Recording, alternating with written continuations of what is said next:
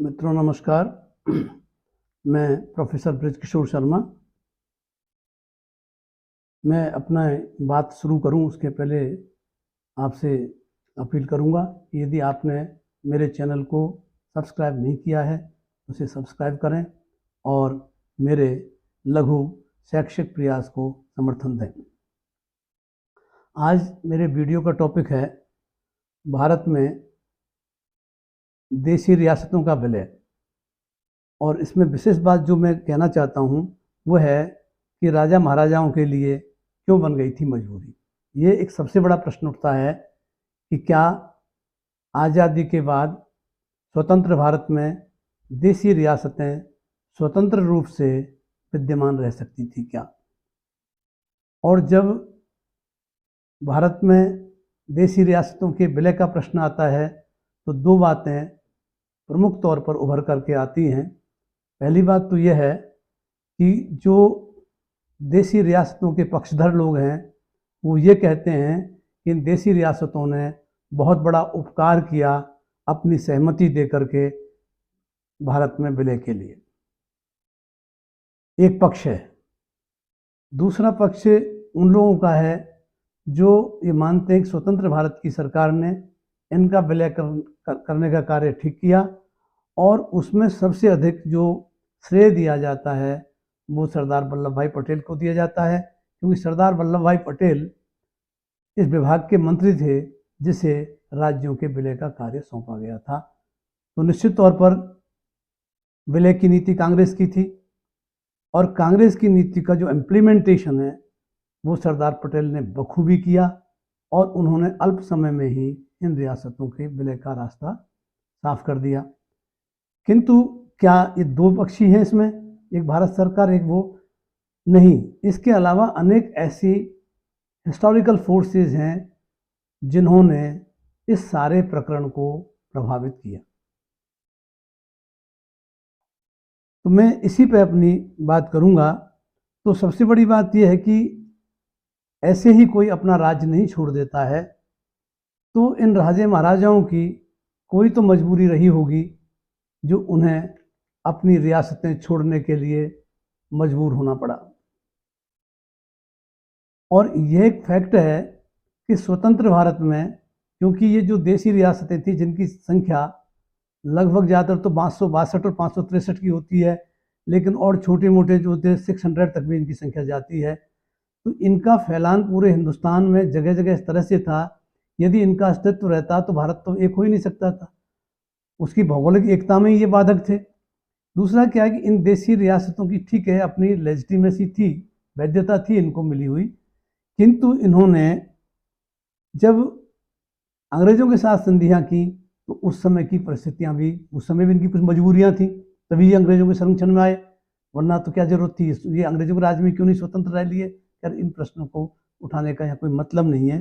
सबसे बड़ी बात ये हुई कि जब आज़ादी के नज़दीक पहुँचने लगे तो उस समय ये हुआ कि संवैधानिक प्रक्रियाएं कुछ आरंभ हुई, इंग्लैंड की तरफ से इनिशिएट की गई constitutional provisions for independent India कहिए, क्योंकि वैसे तो फर्स्ट सेकेंड वर्ल्ड वार के बाद मोर और लेस ये तय हो चुका था कि भारत को आज़ादी देनी होगी। किंतु 42 का मूवमेंट जो कांग्रेस के नेतृत्व में अंतिम आंदोलन था, उसमें भी ये तय था कि अब अधिक समय तक भारत की जनता अंग्रेजी राज्य को स्वीकार करने की स्थिति में नहीं है। और 1942 के मूवमेंट को से निपटने के लिए अंग्रेजों ने एक स्ट्रैटेजी बनाई। उसमें क्रिप्स मिशन यहाँ आया और क्रिप्स मिशन ने कुछ संवैधानिक प्रोविजंस की बात की, वो पूरी तरह सफल नहीं हुआ, किंतु उसमें पहली बार ये क्रिप्स मिशन ने ये कह दिया कि भाई जो स्वतंत्र भारत है उसमें ये जो देशी रियासतें हैं ये स्वतंत्र रह सकती हैं।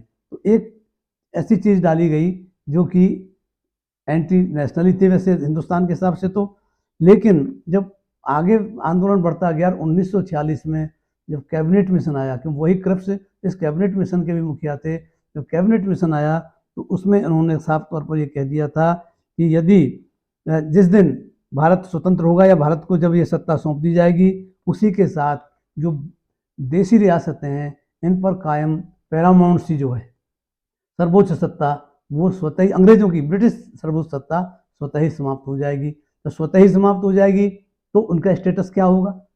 तो naturally when the paramountcy British paramountcy will transfer to the Indian government, then ये जो प्रिंसली स्टेट्स हैं इनके ऊपर भी स्वतः ही स्वतंत्र भारत की सरकार का पैरामाउंसी कायम हो जाती है। किंतु स्थिति ऐसी नहीं थी।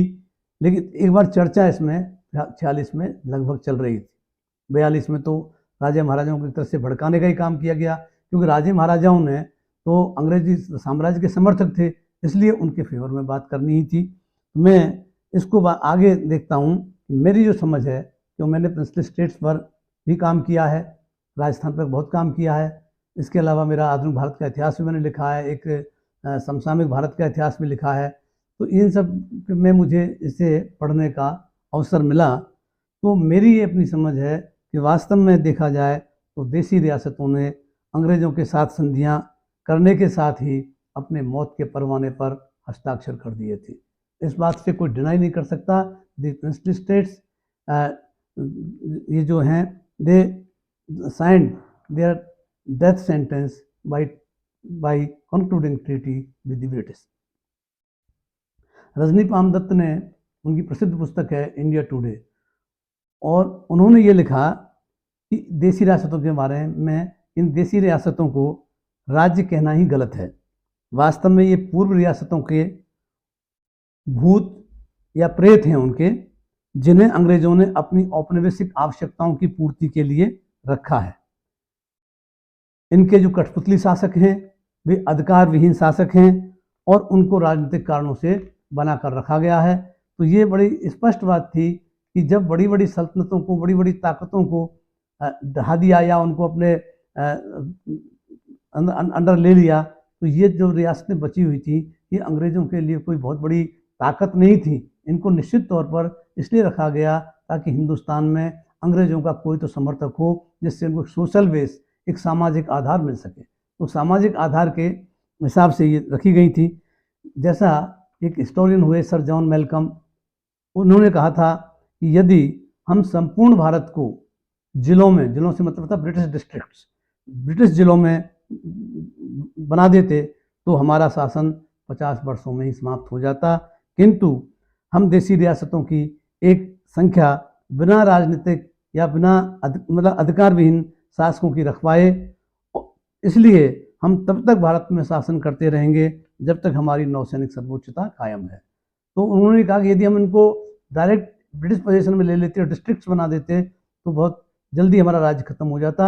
हमने प्रिंसली स्टेट्स को बना करके रखा, क्योंकि इन प्रिंसली स्टेट्स के साथ में जो एक तो वैधता थी इनके साथ, उनकी लेजिटिमेसी, और दूसरा वो ब्रिटिश सपोर्टर इतने पक्के हो गए कि उनका जीना और मरना अंग्रेज़ों के साथ जुड़ गया था। तो ऐसी स्थिति में वास्तविकता ये थी कि लंबे समय तक अंग्रेज़ों के साथ सहयोग ने इन शासकों को परजीवी बना दिया था। They were not independent in true sense, they became parasite, because जो उनका प्रशासनिक व्यवस्था थी उसमें अंग्रेज़ों ने उनको निकम्मा ही बनाया। तो वे स्वतंत्र रूप से जीवित रहने की स्थिति में ही नहीं रह गए थे। They could not survive independently without the support of any strong political power. उनकी जो वंशानुगत वैधता थी वो तो सुरक्षित थी, किंतु उनमें राजनीतिक व प्रशासनिक क्षमताओं का पूरी तरह अभाव पैदा हो गया था। प्रारंभ में जब संधियां की, हर राज्य में एक ब्रिटिश रेजिडेंट रखा गया, जो ब्रिटिश रेजिडेंट के इशारे पर ही ये शासक अपना शासन चलाते थे। और जब उन्होंने अपने जैसे खास तौर पर जो पुनर्गठन हुआ प्रशासन का 1858 के बाद तो मजबूती से हुआ, उस समय क्या हुआ, हर राज्य में या तो कोई दीवान नहीं तो उसको प्रधानमंत्री कहते थे। वो दीवान और प्रधानमंत्री अधिकांश ब्रिटिश समर्थक ही होते थे, वे स्थानीय भी नहीं होते थे, किसी भी शासन में बहुत रेयरली होते थे। अदरवाइज तो मैसूर का आदमी जयपुर का आदमी कहीं और, इस तरह से होता था। फिर ICS ऑफिसर्स को लगाने लग गए थे। तो जो दीवान था वही शासन करता था। राजा जी से तो केवल एक कंसेंट ली जाती थी, वरना राजा डोंट हैव दी, मतलब वो डिबेट ही नहीं कर सकता था, उसे कोई समझ नहीं थी। उनको पता था कि ये जो ब्रिटिश चाहते हैं वो हम लोग करें। तो ये लोग जैसे इनके पास सेना होती थी, सेना संचालन करते थे, ये निर्णय लेते थे। अब इनको कोई निर्णय लेने ही नहीं थे, क्योंकि पूरी तरह से तो ब्रिटिश पर डिपेंड हो गए थे। जो मैंने पहले ही कह दिया कि इनको अंग्रेजों ने अपने साम्राज्यवादी हितों की पूर्ति के लिए रखा था। अब जैसे जो संधियां जब हुई तो संधियों से पहला काम तो यही किया था इन देशी रियासतों का कि इनकी जो फौजें थी उन फौजों को समाप्त कर दिया, सेना इनकी भंग कर दी। इनके पास केवल काम चलाऊ पुलिसिंग का कार्य देखने के लिए या थोड़ा बहुत सैल्यूटरी, जो उसको कहें सैल्यूटरी फौजी इनके पास रह गई थी, जो समय समय पर राजा जी को लूट मार सकें, तोप दाग सकें और बंदूकों की सलामी दे सकें। इससे सलामी फौज के अलावा इनके पास कोई फौज थी नहीं, इनकी कोई फौज में कोई ट्रेनिंग नहीं थी। तो यूँ करके क्या है कि कोई भी राज्य होगा उस राज्य का आवश्यक अंग होता है सेना, और जब सेना नहीं रही तो आपने अपना एक अंग तो उस समय खत्म कर दिया। इसके अलावा जो अन्य मुद्दे थे जिसमें खास तौर पर संचार है, बाह्य मामले हैं, विदेश नीति है, ये जो है आपका ट्रांसपोर्टेशन है, ये सब अंग्रेजों के पास चला गया। ये था ही नहीं अंग्रेजों के राजाओं के पास में, ना तो इनके पास पोस्ट ऑफिस थे, ना इनके पास टेलीग्राफ ऑफिस थे, ना इनके पास में टेलीफोन एक्सचेंज थे, ना इनके कंट्रोल में रेलवेज थी। तो कई छोटे मोटे कहीं इनके थी स्टेट रेलवेज, बट वो ऐसा बड़ा नेटवर्क नहीं था।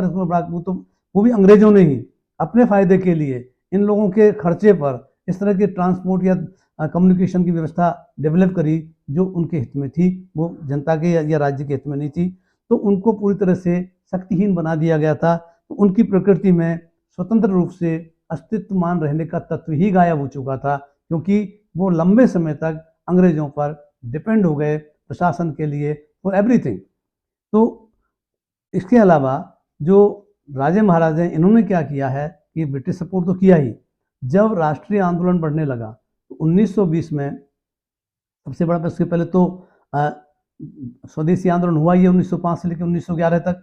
उसके बाद भी क्रांतिकारी गतिविधियां जारी रहीं। तो 1920 का जब हम देखते हैं फर्स्ट वर्ल्ड वार के बाद जो यहाँ राजनीतिक उहापोह थी ज़बरदस्त, और उसी की परिणति हम देखते हैं कि जलियांवाला बाग का हत्याकांड भी हुआ और 1920 में जाकर के असहयोग आंदोलन आरंभ हुआ। तो 1920 में ही राजे महाराजाओं ने एक संगठन बनाया, इंडियन चैम्बर ऑफ प्रिंसेस, जिसको हिंदी में बोलते हैं नरेंद्र मंडल। और उस नरेंद्र मंडल को कहने के लिए तो ये था कि भाई वे अपने मुद्दे अंग्रेजों के समक्ष रख सकें, लेकिन वास्तविकता ये थी कि संगठित रूप से किस तरह से भारत में ये जो जनवादी आंदोलन पैदा हो रहे हैं, स्वतंत्रता आंदोलन जो पैदा हो रहा है, इनको किस तरह से अप्रभावी किया जाए। तो ये संगठन जो है संगठित तरीके से राजे महाराजा ने अंग्रेजों का साथ लिया। और लेकिन स्वतंत्रता के लिए निरंतर जो बढ़ रही थी लोकप्रियता, उसके सामने रजवाड़ों का मनोबल क्षीण होता जा रहा था और वे जन संघर्ष के समक्ष घुटने टेकने पर ही मजबूर थे। वे जन संघर्षों का मुकाबला करने की स्थिति में रह ही नहीं गए थे। तो ऐसी स्थिति में इनके सामने कोई खास विकल्प नहीं था। यदि हम देखें जब प्रजामंडल यहाँ आरंभ होते हैं तो प्रजामंडलों को भी इन राजे महाराजाओं ने किसी भी तरह से अपने यहाँ मान्यता ही नहीं दी। और ये लगातार कोशिश होती रही कि भाई 1938 में जब कांग्रेस ने प्रजामंडलों को कांग्रेस के आंदोलन के रूप में मान्यता प्रदान कर दी, तो उस समय वक्त था कि देशी रियासतें इन प्रजामंडलों को यदि मान्यता भी दे देती और उनके अनुसार उत्तरदायी शासन की स्थापना कर लेती, हो सकता है कि इनके सर्वाइव करने के चांसेस बढ़ जाते। किंतु इनका जो एंटागोनिज्म था against the workers of princely states, जो ये पॉलिटिकल वर्कर्स थे, तो इतना ज़्यादा शत्रुता भाव बढ़ गया था कि उस शत्रुता भाव में जब कांग्रेस आगे बढ़ रही है तो प्रजामंडल के लोगों का मनोबल तो ऊंचा होना ही था। तो ये उस समय जैसे हम देखते हैं राजस्थान में भी हम देखते हैं यहाँ पे 1946 के और 48 के बीच में 2 या 3 राज्यों में कुछ उत्तरदायी शासन नाम मात्र है, जिसमें जयपुर, जोधपुर 2 ही प्रमुख रूप से हैं। उदयपुर में एक चुनाव तो कराया था लेकिन वो कभी मैटरलाइज नहीं हुआ और वहाँ शासक समर्थकों के द्वारा हिंसा के परिणाम स्वरूप उन चुनावों के परिणाम ही नहीं निकले और कोई सरकार ही नहीं बनी। बाकी छोटे राज्यों में अंत में जाकर के कुछ काम चलाओ 4-4 आदमी का मंत्रिमंडल बना कर किया, लेकिन तब तक वो एंटागोनिज्म इतना डेवलप हो चुका था कि जो पॉलिटिकल वर्कर्स थे वो तो पूरी तरह से राजतंत्र को समाप्त करने पर तुले हुए थे। तो यूँ करके जो स्वतंत्रता की जो जिस तरह से बात बढ़ी तो ये लोग डिमोरलाइज हो गए। दूसरी बात यह है कि चाहे 1942 में क्रिप्स ने इनका पक्ष तो रखा, लेकिन उन्होंने कांग्रेस को आगाह कर दिया, क्योंकि उसने कहा कि ये स्वतंत्र रह सकते हैं। तो कांग्रेस ने ये निर्णय लिया कि हम भारत का बाल्कनाइजेशन नहीं होने देंगे। जैसे यूरोप के बाल्कन प्रदेश थे, टुकड़े टुकड़े टुकड़े, तो उस तरह का बाल्कनाइजेशन नहीं होने देंगे, और ये एक बॉडी के रूप में ही ये हिंदुस्तान स्वतंत्र होगा।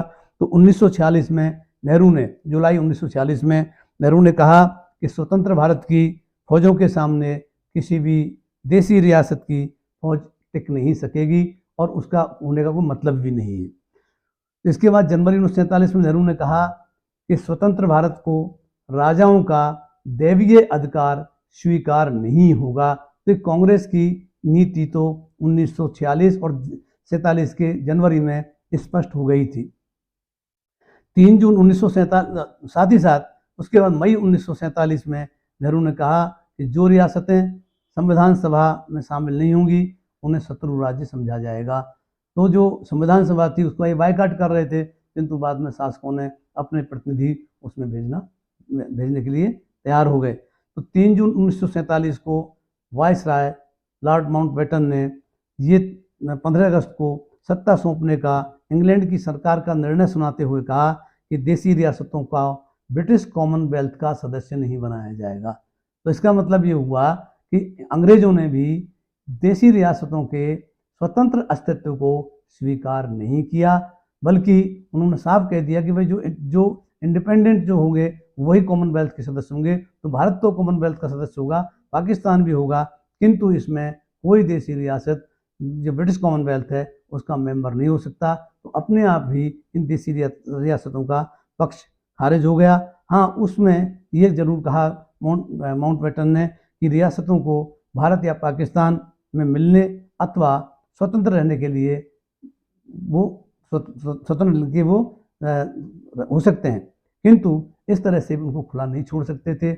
और इस वक्तव्य से शुरू में तो लगा अराजकता फैल जाएगी, क्यों एक और जिन्ना लगातार देसी रियासतों को कह रहे थे कि हमसे तो आप कोरे कागज पर साइन ले लो और आपका अस्तित्व बनाए रखेंगे, आपका सब जो दरबार, जो आपके अधिकार, आपका राज सब कायम रहेगा, पाकिस्तान ज्वाइन कर लीजिए। एक तो ये दिया जा रहा था। दूसरा, जो स्वतंत्र रहने वाली बात थी, तो स्वतंत्र रहने के लिए तुम्हारे पास ना फौज है, ना तुम्हारी कोई ट्रेनिंग है, ना तुम्हारा कोई प्रशासन है। तो उसके बाद अगर स्वतंत्र राज्य रहेगा तो कैसे रह सकता था स्वतंत्र राज्य? निश्चित तौर पर नहीं रह सकता था। तो यूं करके एक बड़ी ऐसी स्थिति हुई कि राजे महाराजे अलग अलग तरीके से एक्ट करने लगे। तो 25 जुलाई 1947 को माउंटबेटन ने 100 प्रमुख राजाओं की बैठक बुलाई और उन्होंने साफ कह दिया कि भारत और पाकिस्तान में मिलने का आधार केवल और केवल भौगोलिक होगा। जो विभाजन हो चुका है भौगोलिक आधारों पर, तो उन भौगोलिक क्षेत्रों में जो देसी रियासतें आती हैं वे उसी देश के साथ जाएंगी। इसमें कहीं कुछ नहीं हो सकता, क्योंकि पाकिस्तान ने यहाँ जो भोपाल का नवाब हमीदुल्लाह था उसके नेतृत्व में हैदराबाद, जूनागढ़, इसके अलावा राजस्थान के शासकों में खासतौर पर जोधपुर, जैसलमेर, ये सारे जो हैं ये उत्साहित थे पाकिस्तान के साथ जाने के लिए। किंतु उनकी स्थिति ऐसी, प्रादेशिक स्थिति ऐसी थी कि ये भारत के हिस्से में ये थे, तो इनका अलग हो इनको पाकिस्तान में जाना संभव ही नहीं था। और ये माउंटबेटन क्लियर भी कर दिया कि केवल ज्योग्राफिकल बेसिस पर ही आप पाकिस्तान और भारत ज्वाइन कर सकते हैं। ये नहीं है कि कोई बीच भारत में कहीं बैठा हुआ है और वहाँ से जाकर के वो पाकिस्तान ज्वाइन कर ले। तो ये एक तो ये क्लियर होने लगा। जब ये हुआ तो इससे राजाओं का मनोबल टूटने लगा और अंग्रेजों द्वारा इनको स्वतंत्र छोड़ने का मतलब था इनको अनाथों की स्थिति में ले आना। तो जब आदमी अनाथ हो तो और डिमोरलाइज हो जाता है, क्योंकि उनके मालिक अंग्रेजों ने तो हाथ झाड़ लिए, तो ये और ज़्यादा डिमोरलाइज हो गए। 26 जून 1947 को सरदार पटेल ने गृह मंत्रालय के साथ साथ जो नव गठित रियासत विभाग था, रियासती विभाग, उसका अतिरिक्त भार मंत्री के रूप में संभाला और बीपी मेनन उनके सचिव हुए। सरदार पटेल ने रियासतों के विलय के निर्णयों को दृढ़ता से लागू करने का तय किया।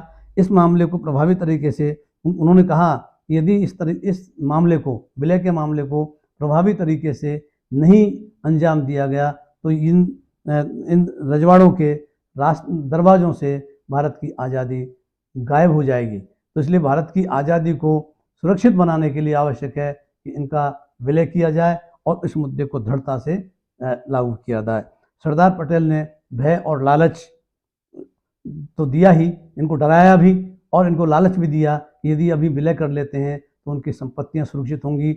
उनके, और ये फैक्ट भी है, अभी जितने राजघराने जिनके पास अभी भी अकूत संपत्तियां हैं, ये इनकी थोड़ी हैं, ये तो जनता की थी। किंतु ये वादा किया गया और साथ ही साथ ये भी धमकाया गया कि जिस तरह से यहाँ जनाक्रोश बढ़ रहा है इन देशी रियासतों में, तो एक समय बाद ये जो कांग्रेस है वो इस जनाक्रोश को रोक नहीं पाएगी। तो ये भी धमकी थी। और तीसरी धमकी ये भी थी कि फौज से, मिलिट्री ऑपरेशन से भी इनको विलय किया जा सकता है। तो साथ ही साथ बड़े कूटनीतिक तरीके से उन्होंने, सरदार पटेल ने इन राजाओं की राष्ट्रवादी भावनाओं को जागृत किया, देश की एकता अखंडता की के लिए विलय की अपील की कि देश की अखंडता के और एकता के लिए आवश्यक है। पटेल ने जोर देकर कहा कि देशी रियासतों को अपने आर्थिक हितों की रक्षा के लिए भारतीय संघ में मिल जाना चाहिए, यही उनके लिए उचित होगा। पटेल ने धमकी दी कि यदि रियासतें विलय के प्रस्ताव को स्वीकार नहीं करती हैं तो वहाँ अनियंत्रित हो रही जनाक्रोश को दबाने में कोई मदद नहीं की जा सकेगी। यदि विलंब किया तो 15 अगस्त 1947 के बाद विलय की शर्तें और कठोर हो जाएंगी। जब पटेल ने विलय के प्रस्ताव रखे तो टूटे मनोबल से बिना किसी उल्लेखनीय प्रतिरोध के अधिकांश रियासतों ने विलय के लिए अपनी स्वीकृति दे दी और 15 अगस्त तक केवल 3 राज्यों को छोड़कर, जिसमें जूनागढ़, कश्मीर और हैदराबाद, बाकी सब ने सहमति दे दी। और इसमें हठधर्मिता जूनागढ़ और हैदराबाद की समझ में आ रही थी, लेकिन कश्मीर की हठधर्मिता बिल्कुल समझ के बाहर थी कि कश्मीर के राजा को पता भी था कि यहाँ की असंख्य जनसंख्या भी मुसलमानों की है।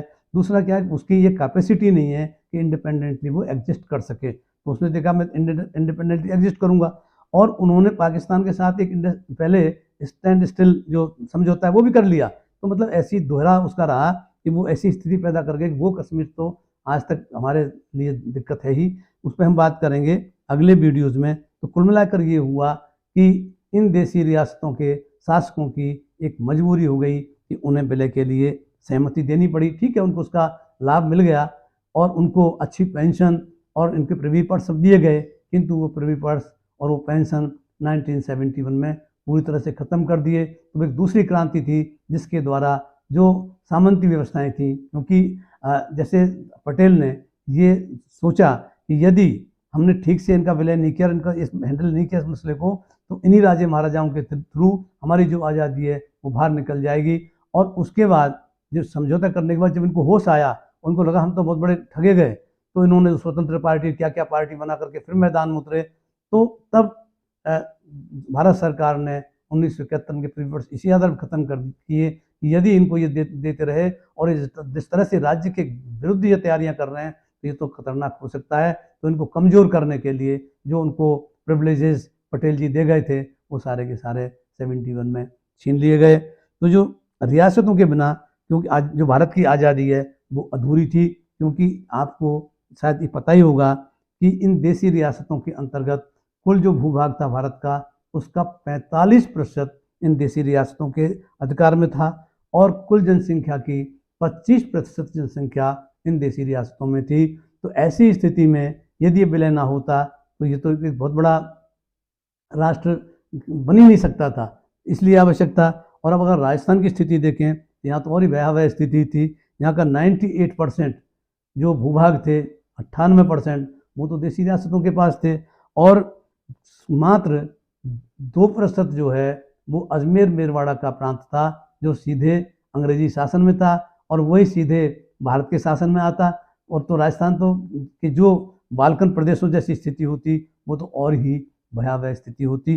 तो कुल मिलाकर जो कंक्लूडिंग ये है कि ये जो मजबूरियां थी, ये historical, there were certain historic compulsions for the rulers of princely states, that's why they accepted the proposal of merger of their state in the Union of India. नमस्कार।